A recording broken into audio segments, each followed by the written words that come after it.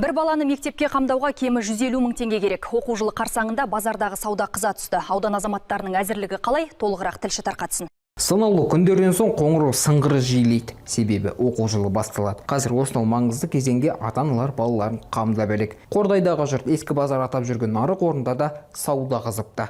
Оғыздарын жетектеген ана мен әке керек жарағын сатып алып жүр. Бірінен сауда жайын сұрағанымызда көп балалы әйел бір жеткіншектің өзіне 100 мыңдаған ақша жұмсағанын айтты.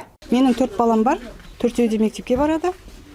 Баға аса ондай қымбат емес, қолжетімді алып жатырмыз бәрін. Менде мысалы бір балаға 150 мыңдай кетті ақша.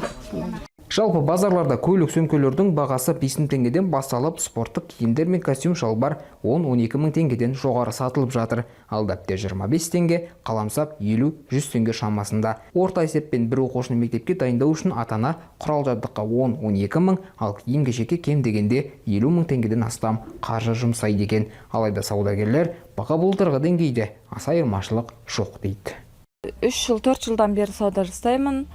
Қазір қыздарға формалар былтырғы сенамен почти бірдей, ешқандай өсім жоқ. Кофталар 3,5-нан, 1,5-нан да бар. Костюм сымдары бар. Олар 15 мыңнан болады, 17 мыңнан болады. Качествосына қарата 20 мыңнан да бар даже. Клиенттеріміз көп, Аллаға шүкір. Міне жылдан жылға келіп жатыр өздерімізге ыңғайлы. Клиенттерім бәрі риза. Қоса кетейік, алдағы оқу жылы қарсаңында өңірдегі әлеуметтік осал санаттағы 38 мың астам оқушыға мектепке дайындалу үшін қаржылай қолдау көрсету жоспарланған еді. Бұл мақсатқа жергілікті бюджеттен 23 миллиард теңге бөлінген. Ал бір балаға төленетін сома 66 мың 600 теңге көлемінде. Аталған қаражат мектеп формасын, аяқ киімін және оқу құралдарын сатып алу үшін көмек ретінде беріледі. Нұрбақыт Мұсатилалы, Еркебұлан Болатұлы, Дәулет Акимов, Қордай, 24 Ньюс.